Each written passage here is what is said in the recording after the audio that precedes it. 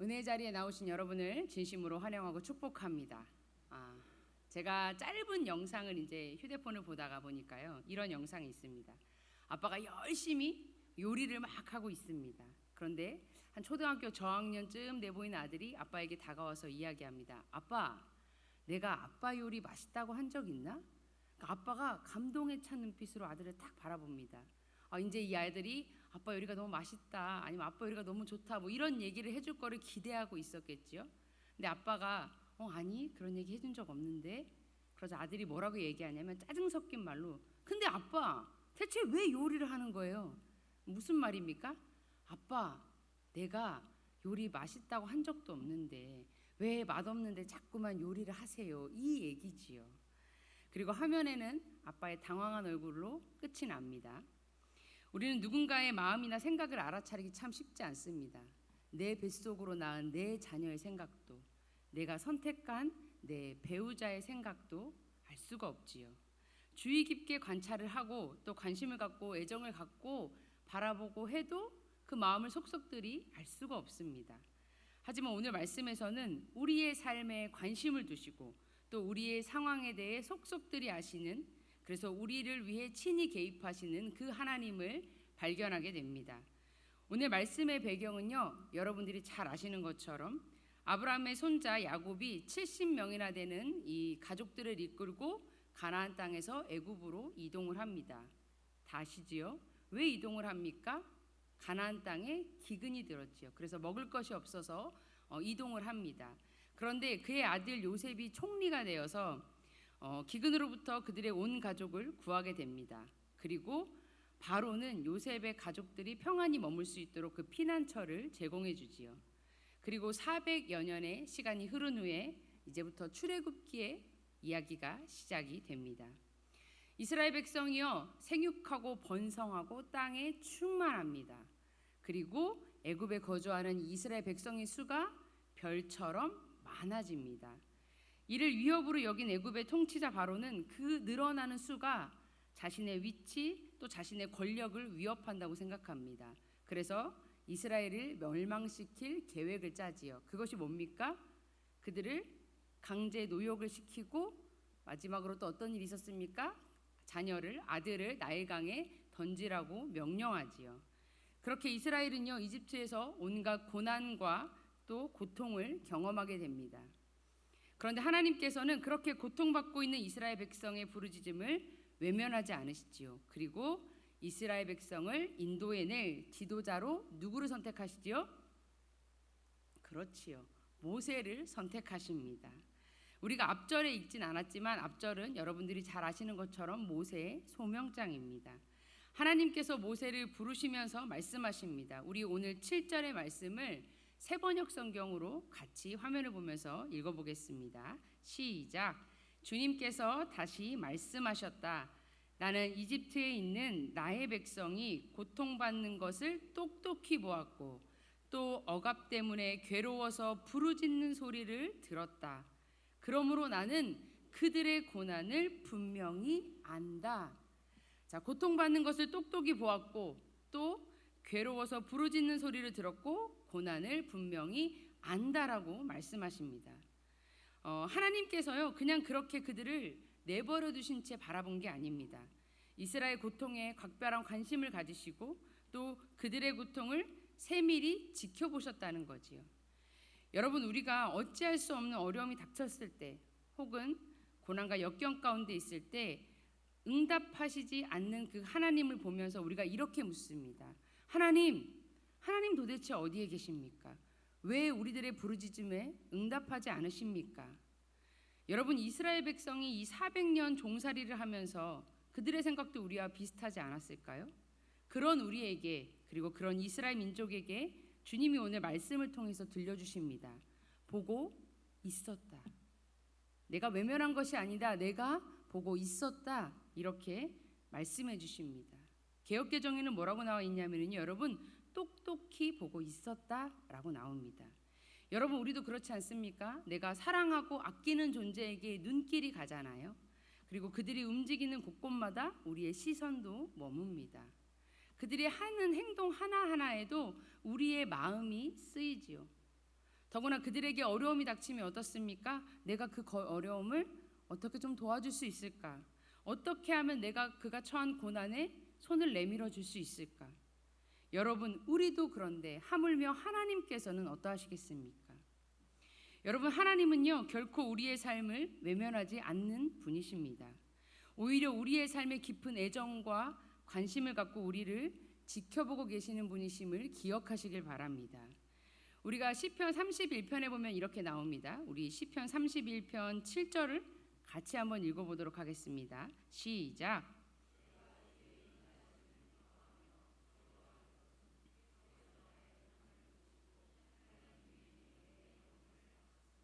아멘. 다윗은요 여전히 원수에게 둘러싸여 있습니다. 그리고 고난의 한복판에 지금 있습니다. 그런데 그가 놀랍게 이렇게 고백합니다. 나는 주님의 인자하심 때문에 기뻐합니다. 즐거워합니다. 그러니까 하나님의 약속의 말씀을 붙잡고 즐거워하고 기뻐하고 있는 겁니다. 여러분, 그 이유가 뒤에 나와 있습니다. 그 이유가 뭡니까? 바로 주께서 나의 고난을 보셨기 때문입니다. 여기서 본다는 건요 여러분 그냥 바라보는 게 아니지요.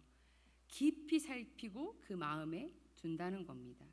그러니까 무슨 말입니까? 하나님께서는 다윗의 고통과 눈물을 외면하지 않으시고 계속해서 보고 계신다는 거지요. 또한 환난 중에 있는 내 영혼을 아셨기 때문이다 이렇게 고백합니다. 그래서 그가 고난 중에도 기뻐한다라고 이야기하는 거지요. 무슨 말입니까? 친밀히 공감하고 너의 고통과 고난에 내가 공감하고 내가 너의 고통과 고난을 안다라는 뜻이지요. 그러니까 하나님은 다윗의 고통을 마치 본인의 아픔처럼 깊이 공감하신다는 겁니다. 이것이 바로 다윗이 기뻐할 수 있는 이유지요. 그의 상황이 바뀌어서도 아니고 또 그의 문제가 해결돼서도 아닙니다. 하나님이 내 고난을 보셨기 때문에 또 내 어려움을 아셨기 때문이지요. 그 사실이 다윗에게는 기쁨이 되고 즐거움인 거지요. 여러분, 하나님은요 이렇듯 우리를 보고 계시는 분이십니다.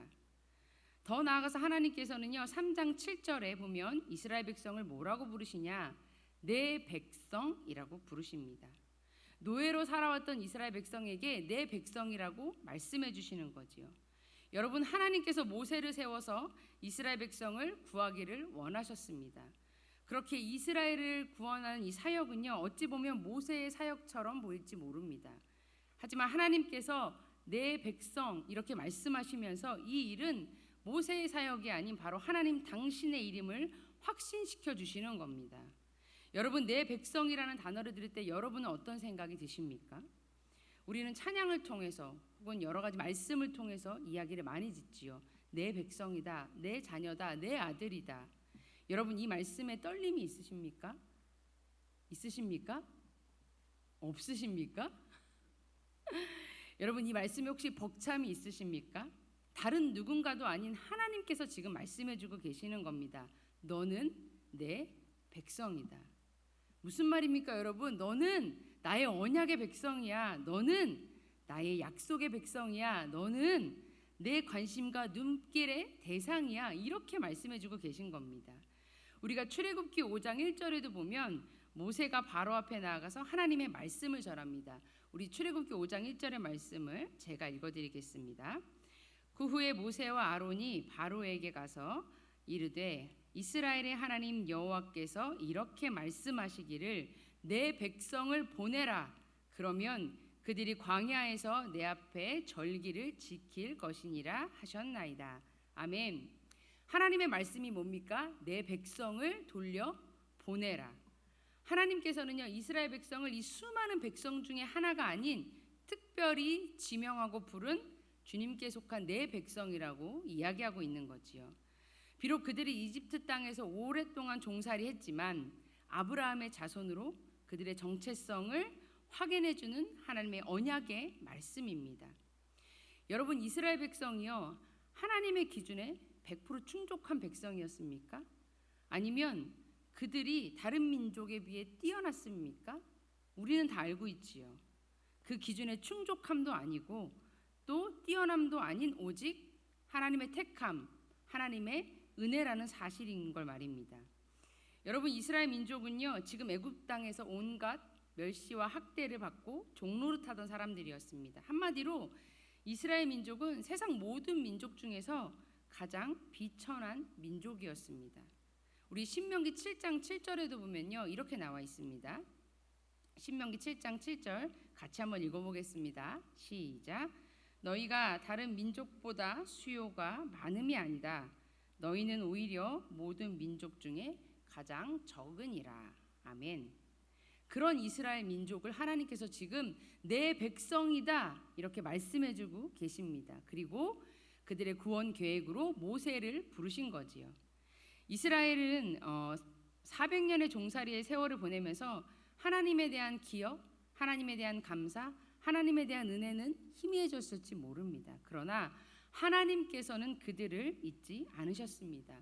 그렇기에 하나님께서 지금 내 백성이라고 부르시고 또 그들의 삶의 모습을 지켜보시고 그들의 부르짖는 소리에 응답하시며 또 그런 하나님의 열심을 우리는 발견할 수 있는 거지요. 사랑하는 여러분, 지금 우리의 삶의 여건이 어떻습니까? 누군가는 아픔의 시간을 보낼 수도 있겠지요. 혹은 험난한 상황을 또 마주하고 계신 분도 있을 수 있습니다. 또 앞뒤가 꽉 막힌 상황에 처한 분도 계실 수 있지요. 캄캄함에 짓눌려서 아무것도 보이지 않는 상황 가운데 있는 분도 계시겠지요.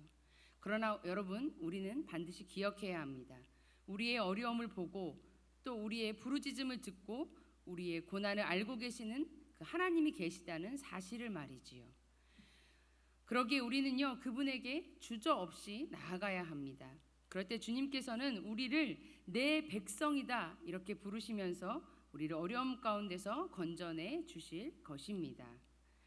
이스라엘 백성의 고난 앞에서 내 백성이라고 부르시며 구원의 계획을 선포하신 하나님, 그리고 그것과 더불어 우리는 8절에서 하나님의 일하심에 단호한 의지를 볼 수 있습니다. 우리 8절의 말씀을요 같이 한번 읽어봅시다. 8절입니다. 시작. 내가 내려가서 그들을